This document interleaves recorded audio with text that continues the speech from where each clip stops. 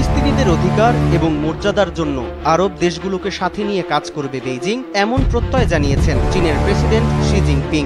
বৃহস্পতিবার বেইজিংয়ে সফররত আরব দেশগুলোর নেতাদের সাথে বৈঠকে কথা জানান তিনি। ইসরায়েল ফিলিস্তিন সংকট সমাধানে মধ্যস্থতাকারীর ভূমিকায় থাকার আগ্রহ জানান তিনি। এছাড়াও ফিলিস্তিনের স্বাধীনতার প্রতি তার পূর্ণ সমর্থন রয়েছে বলে জানান চীনের প্রেসিডেন্ট।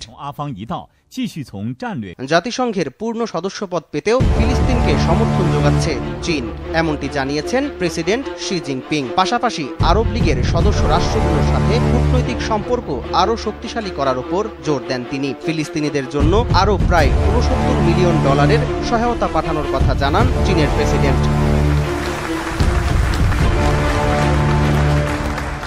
এদিকে ফিলিস্তিনকে স্বাধীন রাষ্ট্র হিসেবে 1988 সালেই স্বীকৃতি দিয়েছে চীন। শি জিনপিং বলেন, মধ্যপ্রাচ্যের সংকট সমাধানে আরব নেতাদের সাথে কাজ করতে চাই।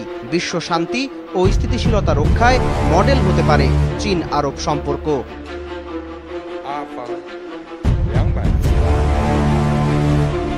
উইঘুর ইস্যুতে মুসলিম বিশ্বের সাথে দূরত্ব তৈরি হলেও এবার গাজা ইস্যুতে সোচ্চার চীন। সম্প্রতি মধ্যপ্রাচ্যের দেশগুলোর সাথে সম্পর্ক জোরদার করতে তোড়জোড় শুরু করেছে বেইজিং। তেল আবিবের সাথে সম্পর্ক থাকার পরও যুদ্ধবিরতির দাবি জানিয়ে চীনের প্রেসিডেন্ট ইসরায়েলের